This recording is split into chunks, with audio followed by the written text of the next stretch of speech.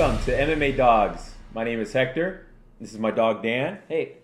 For today's video, we're going to be covering UFC on Fox 5. That'll be on Saturday, December 8th. We want to thank you guys for liking our Facebook page and also subscribing to our YouTube channel. We would like to get more subscribers, which of course is encouraging for us, so please subscribe. And for our Facebook, if you wouldn't mind going on our Facebook page and liking, thank you in advance. And for the first fight of the night, we're going to take a look at a lightweight fight between Michael Chiesa versus Marcus Livasur. Chiesa's last two fights, he beat Ali Quinta via submission to win the Ultimate Fighter. And the fight before that, he also won via submission. That fight was outside of the UFC. And we'll take a look at Marcus's last two fights. He beat Carlo Prater via split decision. In the fight before that, he lost to Cody McKenzie via submission. I'm not too impressed with what I've seen out of Marcus.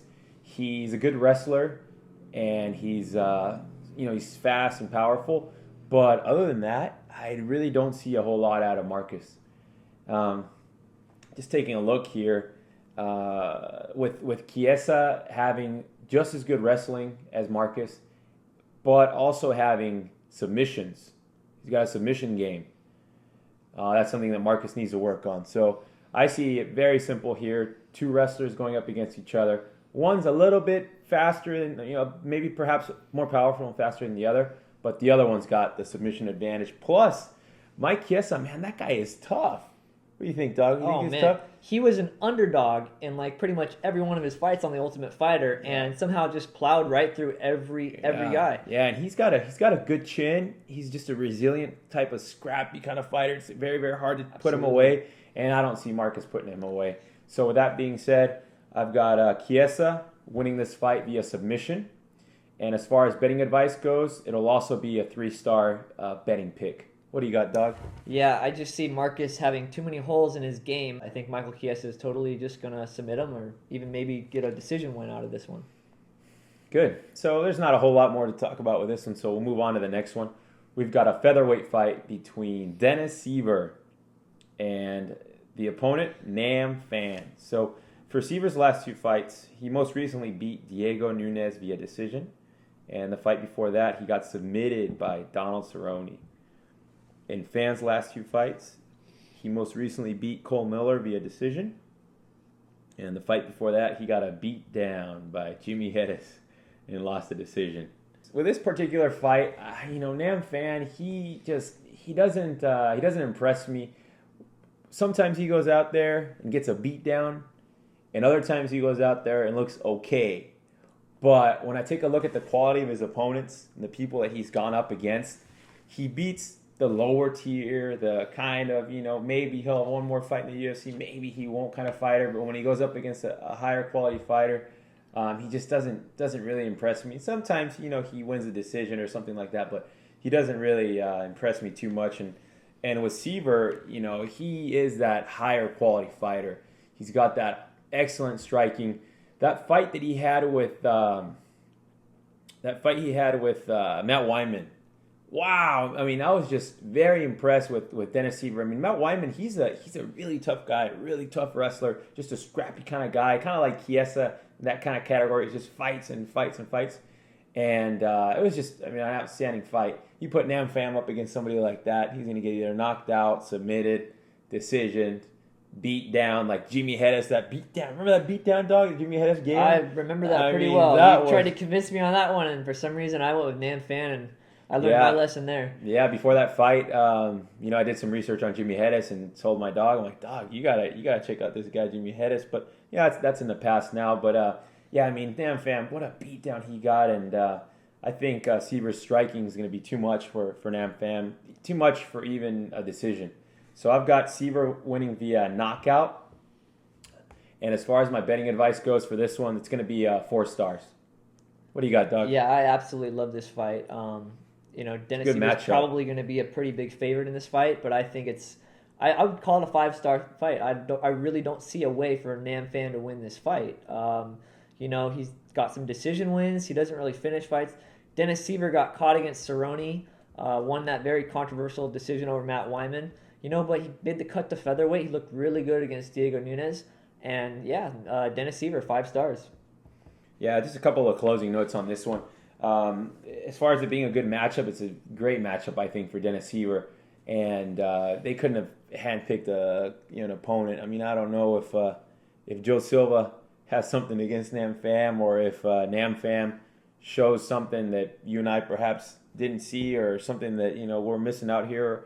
But Nam Pham, in his credit, to give him a little bit of props, and perhaps he does have a good heart. I mean, I can tell this guy he the amount of submission defense that he had to put in, the amount of work he had to put in to fight off the submissions against Jimmy Hedges was impressive. I mean, I remember Jimmy Hedges was going for the armbar, and Dennis Siver just holding. I mean, Nam Pham's just holding on to dear life, holding on to his arm and trying to get out, trying to get out of it and trying to stand up. So he does show good heart, but that's only going to get you so far before you meet up a higher caliber kind of fighter in Dennis Siver. We got Jeremy Stephens versus Yves Edwards at 155. I don't see Stephens dropping another fight. He looked horrible against Donald Cerrone. He just did not look like Jeremy Stephens, didn't look like the little heathen. So with this one, I don't see him doing that again. I don't see him losing back-to-back and looking like that. So I'm going to pick Jeremy Stephens. Probably, with this fight, I'm going to say decision. Jeremy Stephens decision. I'm going to take Little Heathen over the Texas Gunslinger. Knockout round 2. I think Jeremy Stephens is due for a finish, and he's going to get one in this fight. One more thing I want to mention. Yves Edwards was supposed to fight Jeremy Stephens at UFC on FX5 before Steven was arrested the morning of the fight due to some unrelated charges from the previous year. I don't know if that's going to affect Yves Edwards in this fight or not. It could make him absolutely want to win more, but it also might make him, off track also. So we'll see what happens. So moving on to the next fight, we're getting closer here to the main event, which will be real good. We got a welterweight fight between Mike Swick and Matt Brown. Let's take a look at Mike Swick's last 2 fights. In the most recent one, he beat DeMarcus Johnson via knockout. The fight before that was 2.5 years ago, where he got submitted by Paulo Thiago. Brown's last fight, he beat up Luis Ramos, TKO. And the fight before that, he beat up Stephen Thompson and beat him via decision.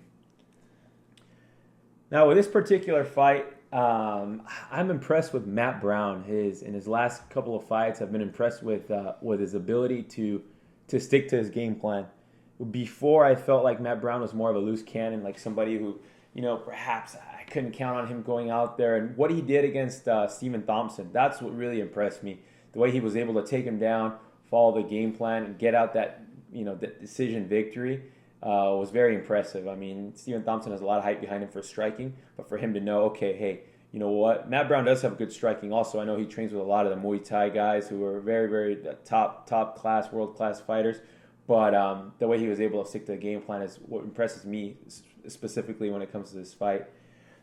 And I'm taking a look here with Mike Swick. He's had he had that long layoff and the health issues, and the way he fought against DeMarcus Johnson just really did not impress me. I was not impressed by it. It was an entertaining fight, but if you're trying to pick a winner, trying to get some betting advice, etc., Mike Swick's not, for me, is not the fighter to pick. So with that all being said, and me being impressed with Matt Brown and what he brings to the table, I'm going to say Matt Brown via decision. But because I really don't know what kind of Mike Swick is going to show up, I can't give any betting advice for this one. So for this one, play it nice and safe. Sit back and enjoy it. It should be a good fight. I'm going to say do not bet. What do you got on this one, Doug? For this fight, I have more faith in Mike Swick than you do in Matt Brown. I think that he looked excellent against DeMarcus Johnson when he finished him. He had a little bit of a hiccup in the first round, but he came back and won from the long layover. And I think that's the worst we're going to see Mike Swick. I think he's only going to get better from that. And, he hasn't fought since February 2010. Hasn't won since June of 2009. But I still feel like he beats everybody, even though he hasn't defeated any top caliber guys. With having said that, Matt Brown has had a pretty good like run himself, but I feel like his opponents that he's been beating, they haven't been the same caliber as Mike Swick. And then with Mac Brown coming off 4 of 5 fights losing to submission, I feel like I just feel like Mike Swick's going to get him down and submit him. So I'm going to take Mike Swick in this one, 4 stars. Wow. 4 stars? 4 stars. Wow, I didn't see that coming. Yep. So wait a minute. So I want to get some closing thoughts on this one. So which of Matt Brown's opponents were you not impressed with? Luis Ramos. Luis Ramos and Chris Cope. You know, he had an impressive one over John Howard and Stephen Thompson. Yeah. But those other 2 guys, I mean, he just kind of ran right through them, and he still didn't finish those 2 impressive wins, and I just see Mike Swick not allowing this fight to go the distance. And you know, I had so much faith in Matt Brown going up against Basinski. Yeah. And Basinski just took him out. So I mean, that's his fight against Chris Cope. I'll give you that one. I remember that one for me was a 4-star. This is before we started doing the videos and stuff, but I had him in a few parlays in Las Vegas, and it was a 4-star. But and you know, Chris Cope, I mean, that guy, he tries, but he has no business in the UFC, especially going up against guys like Matt Brown. So he got knocked out there. And then the Stephen Thompson fight, though, I keep going back to that one because there was so much hype around Stephen Thompson. You know, somebody's like, oh, he trains at Canada. I believe he trains with TriStar with GSP and Faraz Sahabi and this stuff. And if I remember correctly, I believe Stephen Thompson was at least a 2.5, almost a 3. Yeah, 3-1 favorite over Matt Brown. I'm thinking to myself, what the heck is going on here? You know, Stephen Thompson knocked out. Man, I don't even remember this guy's name. Stitgen. This guy, what is he even doing in the UFC? So, Dan Stitgen, that's right, with the beard. So I'm thinking to myself, based off of that, a low quality fighter going up against a high quality fighter. So I'm going to stick to my guns here, though. I'm going to say Matt Brown. For me, it's almost a 3-star. But because I know Mike Swick trains at an AKA, he has a great camp, and I believe he's finally resolve these health issues. I don't feel completely comfortable saying it. And because of Matt Brown's history with, being flaky and not sticking to a plan or getting caught up in the moment, trying to provide an entertaining fight, which we can all appreciate, but still with those things, it just falls right below a 3-star bet. So I'll stick with Matt Brown. Do not bet. But my dog, Mike Swick, 4 stars. I counted it out his last fight, and he's going to come through. Wow. All right, so you guys can hold him to it. Hold him to that. 4 stars, Mike Swick. Okay, so for the next fight, we have a welterweight fight between BJ Penn versus Rory McDonald. So now it's starting to get more interesting here. BJ Penn versus Rory McDonald. What a fight! So, in BJ Penn's last 2 fights, he most recently lost a decision to Nick Diaz, and the fight before that, he had a draw with John Fitch. And then in Rory McDonald's last 2 fights, most recent one, he TKO'd Che Mills. And the fight right before that, he got a TKO victory over Mike Pyle. So with this fight, Rory is 23 years old. He's a big, strong, 6 foot, 170-pound welterweight. And he's up there training in cold Canada with GSP and Faraz Sahabi. So every time BJ Penn fights, recently fought at 170, he has a problem with these bigger, more conditioned, stronger, taller, more reach, better wrestlers kind of fighters. With John Fitch, he dominated the first round, but then second and third round, John Fitch just took over. And, in this particular fight, I see Rory taking BJ Penn down, beating him up via ground and pound. And out of BJ Penn's 8 losses, BJ Penn's got 8 losses on his record. 6 of them he has lost via decision. So I see Rory, like I said, beating him up on the ground, taking him down for 3 rounds, getting a decision victory, if not having the ref step in and stop it in the 3rd round. So for my pick here, I have Rory McDonald winning via decision. But for betting advice, it's going to be do not bet Do not bet this because you never know if BJ Penn is actually going to show up for this particular fight. And when Rory McDonald fought Che Mills, I feel Rory McDonald had a couple of holes in his game there and something I did not like. So, and plus the price tag right now on Rory McDonald is way too high. So I'll say for this fight, sit back and enjoy it. I'll have plenty of more picks for you guys to go off of. And this one, my advice is do not bet. What do you got, dog? I actually if you like BJ Penn, I'd say it's pretty good odds on him if you're going to bet on it. I don't think he's going to win this fight, but, the fight's going to be a lot closer than the odds makers probably make it. So, but you got to look at the facts. BJ Penn has not fought in a year, okay? And you got to look at his last 2 fights, a loss and a draw. Okay, well, and he's won 3-1 of his last 5. And he lost his belt and then couldn't get it back from Frankie Edgar. So he's probably going to do exactly what we saw in his last 2 fights. He's probably going to win the first round and then gas and then give in the later 2 rounds. The draw to John Fitch, I think, was more of a loss for him. The Nick Diaz fight, he looked good in the first round before he got sucked into Nick Diaz's game and got pushed into the cage the rest of the fight.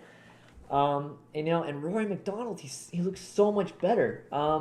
But Rory McDonald also, I saw some holes in his last fight against Che Mills. It was an impressive win. It impressively beat Nate Diaz. Impressively beat Carlos Condit. It was a pretty controversial fight there, but it was pretty much all Rory McDonald every fight. The Mike Pyle fight, it was kind of just irrelevant. It was a must-win, can't-lose fight for Rory McDonald. There's nothing else to say about that one. And then for this fight, I actually simulated it on the UFC game, and even though we don't exactly agree all the time with what the game's going to say, we like to have it as an extra tool. And in the fight, we simulated it 12 times, and Rory McDonald beat BJ Penn 8 of those times. So that's just gonna back up my story that I think Rory McDonald will win this fight, but I think it's gonna be a close decision. Yeah, some closing thoughts here that I was thinking is that BJ Penn, he has fought at 155, he's fought at 170, and he reminds me of one of these fighters who is just a natural fighter. You can tell he's not doesn't take any PEDs or any of this or any of that. You can just tell he's a natural fighter who works hard, and when he wants, he works hard. But you can tell that he's just a natural fighter. And these guys who are all natural, who go out there and fight, they have a drive, within them to want to make them, step out, fight in front of thousands, if not millions of people, and put it all out there. So that's why I'm refraining from doing anything more than a pick for Rory, because what if BJ Penn shows up, and what if his first round is enough to put his one round that I know he can go for those 5 minutes? What if that's enough to put him away? What if he does what? How much more talented is BJ Penn than Che Mills? And Che Mills looked good in the first round against Rory McDonald. So that's my concern, But I can't go with BJ Penn because I don't know what BJ Penn is going to show up. Yeah. What if BJ Penn shows up, the one that got beat up by GSP, got beat up by Diaz, or got beat up by Fitch in those last rounds. So that's what I'm refraining from. But I have a lot of respect for BJ Penn, and I think he's one of the best fighters that has ever fought in the UFC, And you know what? Let's not forget, he is Anderson Silva's favorite fighter, BJ Penn. Yeah, if you don't believe me, look it up on the internet. All right, so moving on to the next fight, we have a fight in the light heavyweight division. We have Mauricio Shogun Rua versus Alexander Gustafsson. Let's take a look at Shogun's last 2 fights. Most recently, he beat up Brandon Vera and got the TKO victory. And the fight before that, it was a 5-round war that he lost to Dan Henderson. Very, very close fight. Very close fight. It could have gone either way. And Gustafsson's last 2 fights, most recently, he beat Thiago Silva via decision. In the fight before that, he beat up the one and only janitor, Matyushenko, via TKO. All right, so with Gustafsson, let's see. We have an excellent striker. He's very, very tall, very, very rangy. He can use his distance well. I wouldn't say excellent. I wouldn't say more than good. I would just say good. So I know he's been down here in San Diego working on his wrestling with Phil Davis. After Phil Davis took him down and submitted him, he said, hey, you know what? My wrestling is not good enough to be fighting top-tier guys here in the UFC. So he came down to San Diego, training his wrestling, doing his training here in San Diego, basically.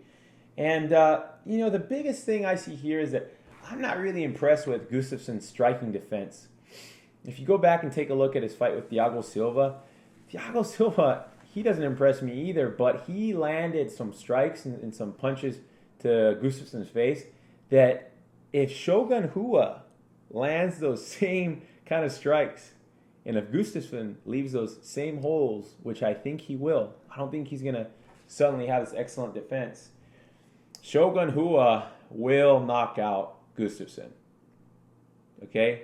If he fights the same style he did with Thiago Silva, Shogun's going to blitz him there and knock him out. Now, let's take a look here and see, with Shogun, I feel that with his fight with Dan Henderson, the wrestling that Shogun showed, the ability to take the fight to the mat, move around once it got on the floor, and his jiu-jitsu is good. So not only does Shogun have the ability to knock out Gustafsson, but he also has the ability to take him down and even move and work towards a submission. So with Shogun having the chin that he has, this guy, man, he has a chin. Just an incredible chin. The ability to strike, Gustafsson's inability to defend himself and allow those holes to be there. And with Shogun's grappling, takedowns, everything that has to do with being a UFC caliber fighter on the ground, I see this going one way, and I see Shogun knocking out Gustafsson. So as far as the pick goes, it's Shogun via knockout. And then as far as the betting advice goes, it's going to be a 4-star Shogun Rua all the way. What do you got, dog? 4 stars, huh? 4 stars. Shogun Rua. You don't want to take that back? Yeah. Right. No, we're going straight with it. Shogun straight to the bank. Shogun Rua. All right. Well, what do you got, dog? What do you got? Because I know my dog's got Gustafsson, so I can't wait to see what my dog's got to say about this one. Well, I'm all ears here. Go ahead, dog. In Alexander Gustafsson, we have a guy who finishes fights. Before his last fight in April, he had never even seen the 3rd round. Okay? So you're talking about a guy who finishes fights. He lost to Phil Davis in the 1st round. He lost the 1st round to Matt Hamill. But that scares me. It is what it is. He had kept his composure, and he came out in the 2nd round way more aggressive, and he knew... That's true. He learned from it right away. That's true. He came back. And then you've got Shogun, who's very, very inconsistent in his fighting. He's a hit or miss, basically. You can't blame a guy like Shogun for losing to John Jones. You can't blame him for losing to Dan Henderson. But then when he loses to guys like Forrest Griffin, and, he goes out there and shows the way he did, like he basically almost got knocked out by Henderson. And, he didn't look all that impressive in the Brandon Vera fight. That's true. So... with that being said, in his last 2 fights, I feel like the Shogun that showed up the last 2 fights is going to show up again to fight Gustafsson. He's got a shot in the 1st round, I guess, but that 1st round took everything out of him against Brandon Vera, and I see the same repeating sequence that we saw in the UFC on Fox card as we're going to see in this UFC on Fox card. So, and I really feel like Shogun beat Griffin and he beat Machida, but he did it based on fuel, I guess, like a revenge fight because he had lost to them previously. I felt like he showed up to fight because he knew he lost. He needed to win in the rematch.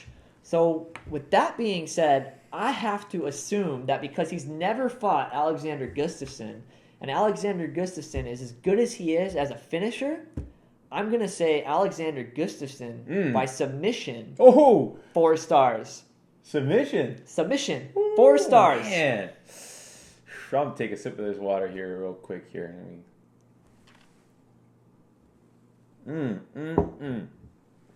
All right, so let's get some closing thoughts here because I feel like we'll have a good discussion here, and we'll just go back and forth and give our opinion here so you guys can kind of hear where we're coming from, etc.